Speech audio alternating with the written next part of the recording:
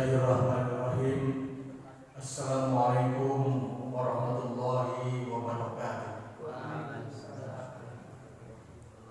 Alhamdulillah nahmaduhu wa nasta'inuhu wa nastaghfiruh wa na'udzu billahi min shururi anfusina wa min sayyiati a'malina.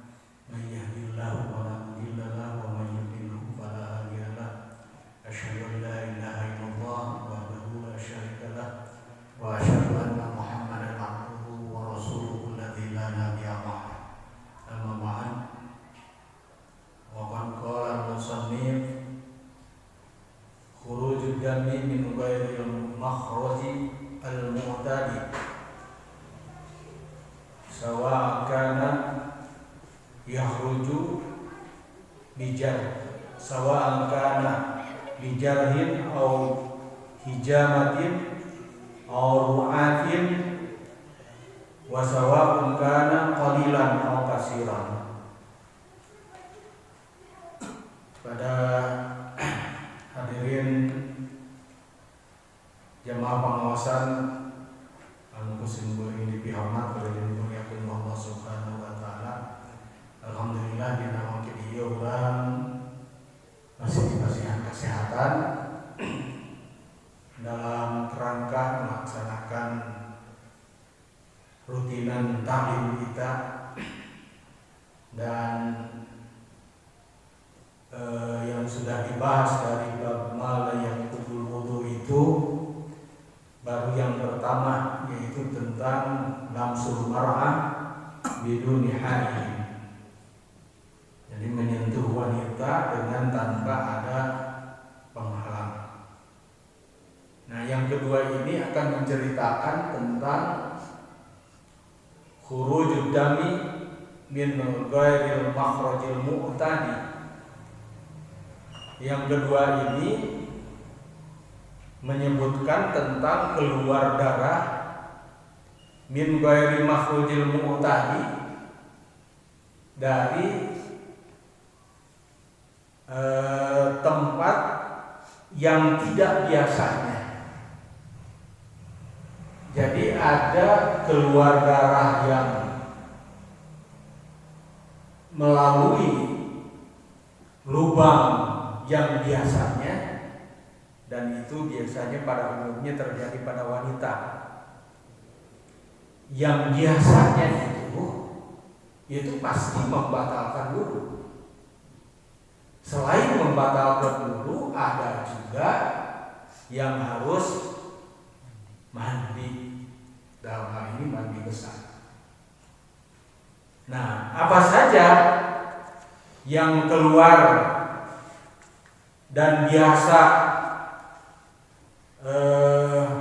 keluar dari wanita, khususnya dari dua lubang atau dari lubang yang satu misalnya, kalau di wanita antara lain misalnya darah haid. Darah haid itu bagi wanita itu adalah sebuah rutinitas. Dalam setiap 1 bulan 1 kali itu mesti ada daur untuk terjadinya haid. Kalau tidak terjadi dalam rutinitasnya keluar haid, itu berarti suasana secara fisik dan juga pikiran itu bisa mempengaruhi kepada wanita yang membuat siklus haidnya itu tidak normal. Jadi karena itu keluar dalam setiap bulan dan sifatnya rutin, sebanyak-banyaknya 15 hari, kemudian sedikit-dikitnya 1 tetes, itu pada umumnya yang terjadi. Tapi galibnya antara 5 sampai 7 hari itu adalah haid. Maka pada saat haid itu, seorang yang berumah tangga, suami istri, itu harusnya adalah tajirun nisa fil mahidi, yang mencoba-coba mendekati wanita sedang dalam keadaan haid. Mengapa kalau dipaksakan mendekati, selain haram hukumnya gitu kan, dan itu termasuk dosa besar. Lamun dipaksakeun keneh wae teukeut-teukeut. Ya, ingis cenah ku sabab ku getih dilamar we ku kaen ningang balik deui teh siga si cepot gitu. Siga si cepot diikat. Di situ harus dipuji, berarti kudu sabar. Pamuga diistirahatkeun heula dina setiap sasi. Sakurang-kurangna 7 dinten dina galibna dan maksimalnya 15 hari. Kalau lebih dari 15 hari itu berarti dinyatakan berdasarkan riset para ulama khususnya mazhab Syafi'i itu masuk ke dalam darah istihadah. Kata Nabi disebut panyawata. Nah, keluar darah istihadah anu kalebet panyawata tidak tentu. Ya. Bisa jadi sedih penyebabnya juga adalah penyakit. Darahnya darah penyakit dan penyebabnya juga penyakit. Begitu. Bisa jadi misalnya tanda-tanda wanita itu mengandung penyakit kanker, itu bisa jadi keluar darah tanda-tanda. Atau apa karena satu hal dan yang lainnya termasuk misalnya stres karena ada beban-beban tertentu. Nah kemudian selain darah istihadah yang ketiga adalah nifas. Itu biasanya yang keluar dari palawangan kubulna wanita. Nupayun upami anu kapengker mah kabarna eta sudah pasti penyakit. Misalnya penyakit wasir atau penyakit kanker dan lain sebagainya itu bisa keluar melalui palawangan anu dipengker. Kejadianna keluar darah bisa laki-laki bisa perempuan. Ngan laki-laki lamun keluar darah di payun berarti oge penyakit. Nyakit itu kene keluar di pengker. Sebab teu ilahar dikeun laki keluar darah. Akibatna lamun keluar darah tidak eta dua palawangan aya anu menyebabkan cukup ngalaksanakeun wudu sapertos pamegat keluar darah teu kedah mandi kitu nya. Tapi lamun istri mah keluar darah haid misalnya ya dina nalika sucina teh kudu bersih heula nya kudu ibah nya kudu wudu di mana-mana pada ngalaksanakeun ibadah. Nya kitu keneh dina nifas anu sakurang-kurangna 40 dinten menurut riset. Tapi zaman kiwari ku teknologi canggih ahli kedokteran ya henteu 40 dinten ge can 40 dinten ge tos bersih tos garing. Nah, kitu kok alat kedokteran. Tapi sok saros bari itu batasan anu singkat anu minimal 40 dinten eta ulah dirabrak deui. Bong-bong tos bersih, karek 15 dinten tos bersih. Tabrak we kitu nya. Wah, karunya. Teu tega. Kade kena sabar anu ieu. Nu gaduh nu panganten terutama. Nu gaduh hiji kitu putra. Sabong tos bersih gitu can 40 poe dicobaan we. Kade sebab itu ada batas-batas kesehatan ya yang menurut dokter itu memang tidak boleh gitu kan. Cinggal sabar. Sedangkan panglami-lamina biasanya antara 2 sasi atau 30 poe sampai 90 hari panglami-lamina. Tapi jarang ya yang sampai 60 hari atau sampai 90 hari itu. Nah itu darah nifas. Keluar darah nifas mengakibatkan harus susuci. Tapi darah haid istihadah mah ya teu kedah mandi ageung da puguh penyakit eta mah. Nah cekap ku ngalaksanakeun wudu. Nah sedangkan yang keluar darah selain daripada tina perawangan ya itu pada umumnya para ulama tidak menyatakan sebagai sesuatu yang membatalkan wudu. Ini keterangan anak. Jadi khurujud dami min ghairil makhrajil mu'tadi, keluarna darah dari lubang yang tidak biasanya, karena sawaun kana bijathin, seperti karena luka kakeureuh misalnya, au hijamatin, atau karena dibekam maka ngahaja dikeluarkeun darahna. Au ru'afin, atau keluar teh dari hidung dalam bentuk mimisan, gitu kan? Wasawaun kana qalilan aw kasiran, baik sedikit maupun banyak, menurut musannif ini tidak membatalkan wudu. Mengapa? Qala Al-Hasan radhiyallahu anhu, Al-Hasan radhiyallahu anhu meriwayatkan, mazal muslimuna yusalluna fi jarahati, kejadian-kejadian yang telah ditunjukkan oleh para sahabat pada zaman Nabi Shallallahu Alaihi Wasallam, terutama pada saat berjuang, pada saat berperang sekalipun, itu mereka kalau terjadi luka akibat sabetan orang lain, atau sebagaimana kejadian yang dialami oleh Khalifah Rasyidin, siapa yang meninggal dengan tusukan itu?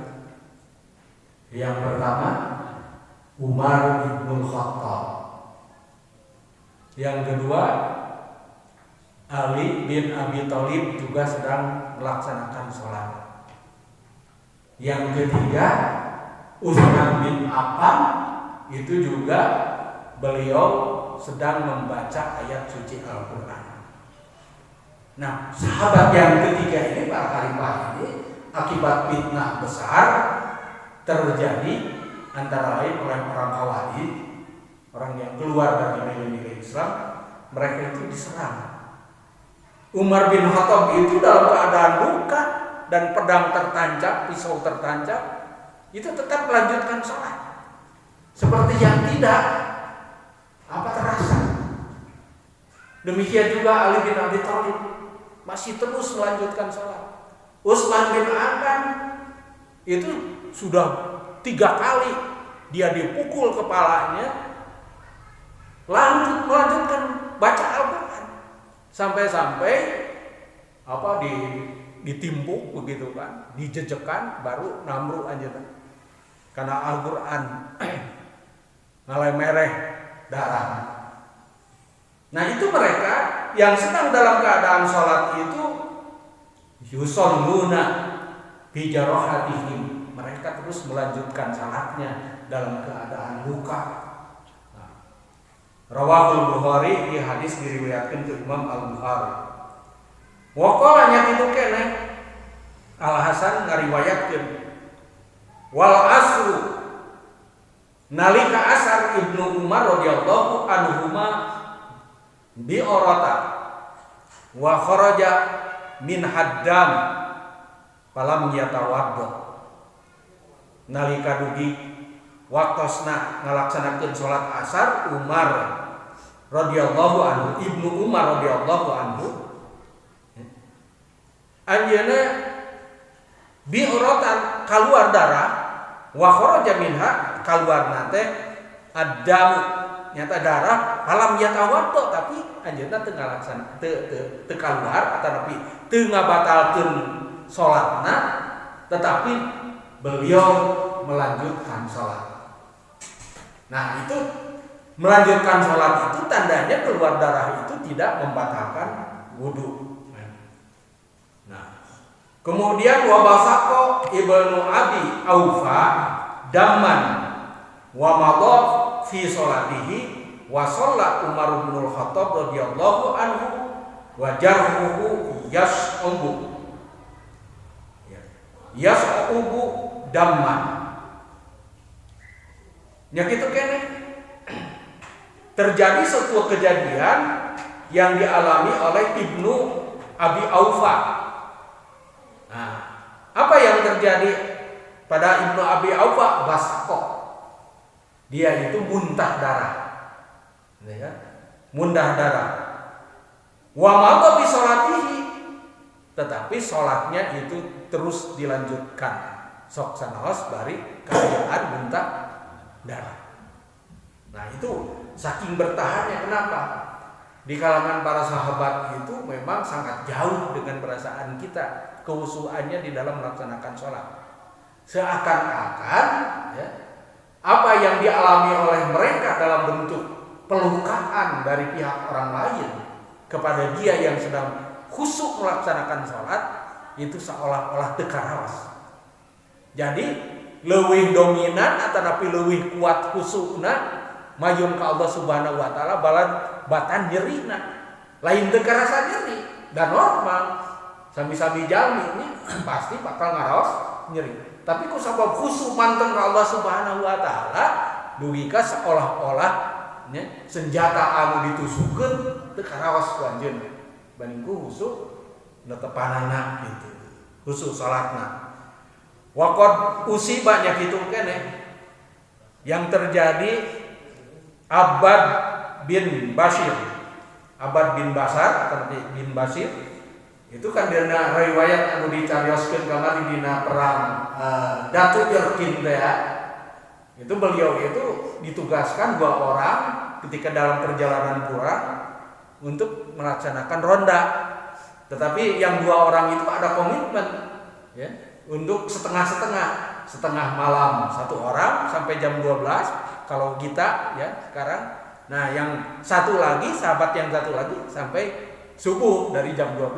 Tetapi ketika Abbad itu sedang menunggu, sedang giliran untuk ronda, nah dia itu melaksanakan sholat. Nah, ketika sholat itu kemudian ada yang memanah. Siapa yang memanah itu? Yaitu orang kafir yang istrinya waktu itu ditawan sebagai tawanan perang. Tetapi karena dendam kesumbat, dia memanah Abbad ini sampai 3 kali. Ya. Kedua kalinya itu 1 kali 2 kali dia hanya sampai ke depannya, yang satu itu kena kepada Abbad. Lalu Abbad membangunkan Ammar bin Yasir waktu itu yang tunggu. Lalu Ammar bin Yasir bangun dan membantu mencabut panah itu dari Abbad. Ya. Nah, selanjutnya jadi Abbad bin Basar itu terkena panah bisahamin ya. Wa huwa yusolli fastamarra fi sholatihi. Dia sedang dalam keadaan sholat, tetapi sholatnya dia selesaikan terlebih dahulu. Jadi sebelum membangunkan Yasar itu istimewanya para sahabat begitu, saking khusyuknya. Rawahu Abu Dawud wa Ibnu Huzaimah wal Bukhari ta'liqan. Ini diriwayatkan oleh Imam Abu Dawud dan Ibnu Huzaimah serta Imam Al-Bukhari. Ta'liqan itu istilah ya, hadis ini terkait ya kepada hadis mu'allaq, tetapi derajatnya adalah mendekati sahih begitu. Bukan hadis dhaif yang dimaksudkan mu'allaq ini, karena setelahnya diteliti hadis ini ternyata memang para periwayatnya itu termasuk ke dalam rawi yang siqat, yang kuat dan adil.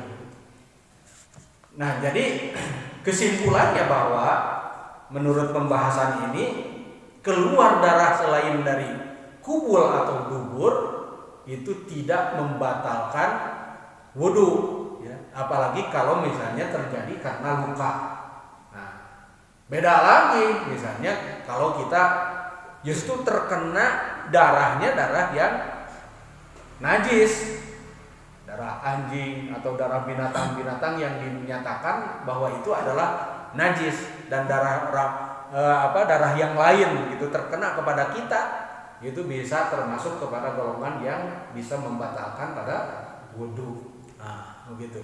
Jadi kalau dari diri kita sendiri gitu keluarnya selain daripada 2 ya lubang baik di depan maupun belakang itu tidak termasuk yang membatalkan wudu berdasarkan hadis-hadis tersebut.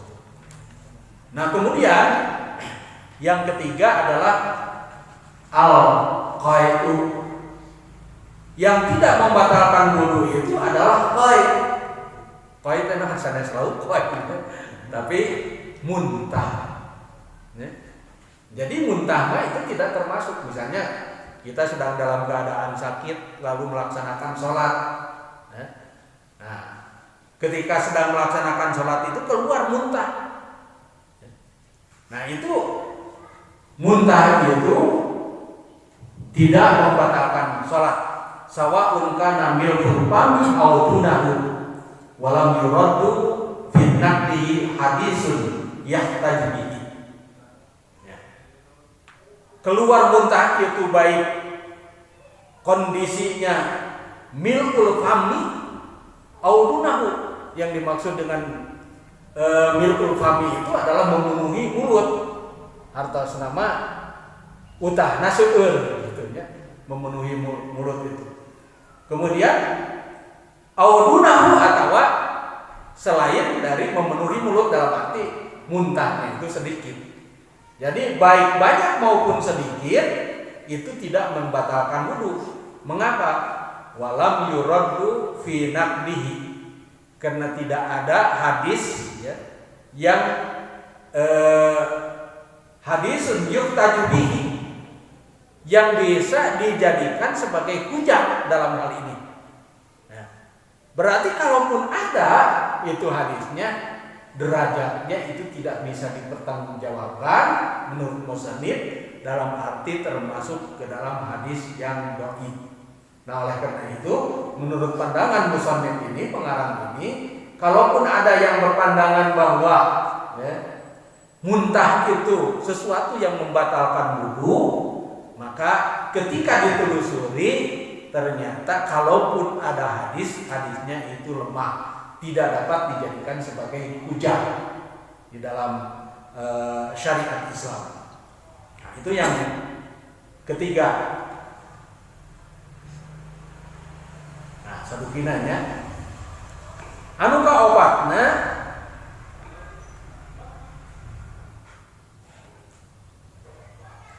aklulahmil ibil, memakan daging unta. Memakan daging unta. Nah, daging unta termatak membatalkan karena wudu gitu. Nah, menurut musannif atau pengarang kitab ini, yakni Syekh Sayyid Sabiq ya, itu tidak termasuk hal yang membatalkan wudu. Tetapi sesungguhnya ini terjadi perbedaan pendapat di kalangan para ulama, karena memang ada hadis yang memerintahkan ya, bahwa siapa yang sudah melaksanakan makan daging unta itu harap berwudu. Nah, ada yang memandang bahwa hadis tersebut ya, perintah tersebut itu membatalkan pada wudu.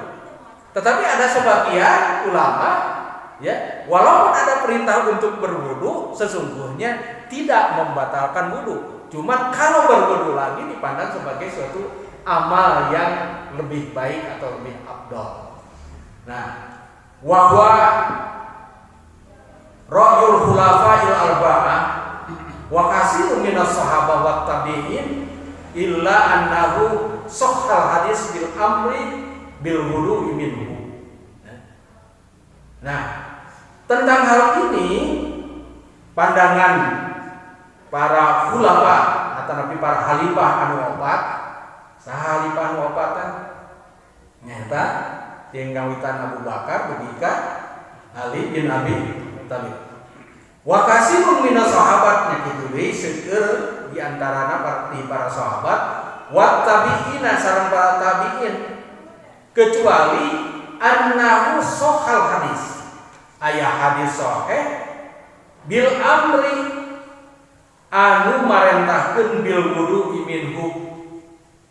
Jadi pada umumna pandangan para sahabat sareng para ulama itu memandang bahwa ini tidak batal. Tetapi sesungguhnya ada yang memandang, para ulama yang menyatakan dan berargumen ya, dengan hadis ini bahwa karena ada perintah maka itu dipandang membatalkan.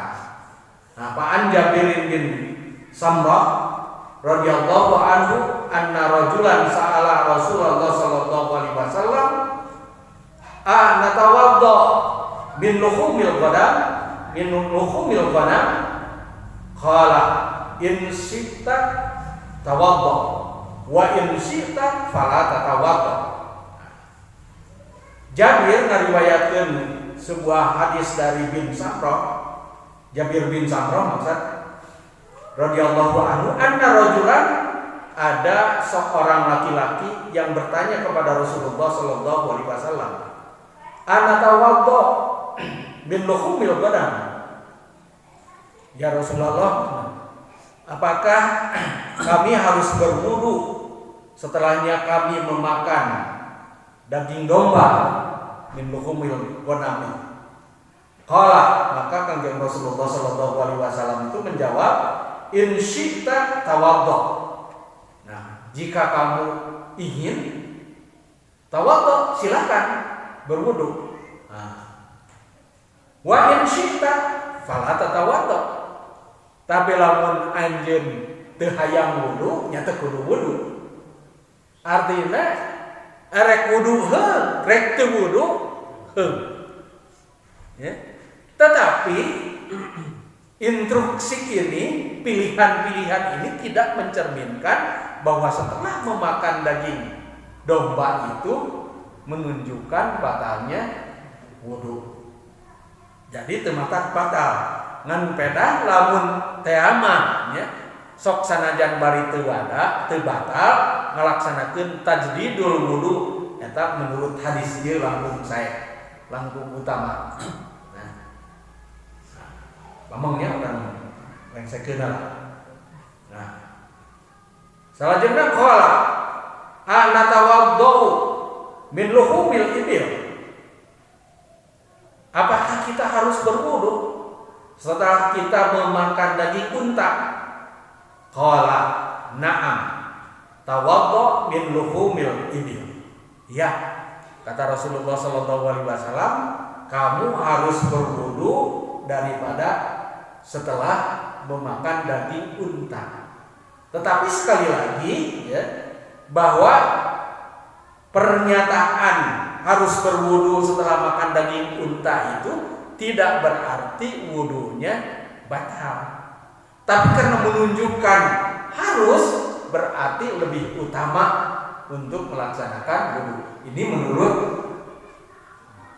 Sayyid Sabiq ya, pengarang ini ya. Tetapi pandangan para ulama yang lain ya justru katanya membatalkan karena ada perintah untuk berwudu itu gitu. Nah, salajengna qala usolli fi maradidil ghanami. Nah, si pamaget eta naros deui ka Kangjeng Rasulullah, apakah boleh melaksanakan sholat di marabidil ghanam, di kandang domba? Nah, jadi kapungkur memerenannya kusabab biasana masuk gitu kan. Hari domba teh. Hari kandang ge sigana teh datang supaya ya beda sareng di urang ya. Kandangna di naon di tanggaan kaluhur segala rupa. Di Saudi Arabia mah paling ukur sakadar di sifatna ngiuhan hungkul da loba teh gitu. Nah, qala maka Kanjeng Rasulullah sallallahu alaihi wasallam ya, na'am. Ya, artinya boleh katanya salat di kandang domba itu gitu ya. Nah, qala lajeng si pamagat eta naros deui usolli fi mabarikil ibil. Apakah boleh ya, saya melaksanakan sholat di kandang unta? Qala la. Kanjeng Rasulullah sallallahu alaihi wasallam ngawalep teu meunangkeun. Rawahu Ahmad wa Muslim. Jadi lamun di kandang domba mah boleh, tapi di kandang onta mah tidak boleh. Sekaligus ari domba mah sifatnya pilihan, terus dituang dagingnya.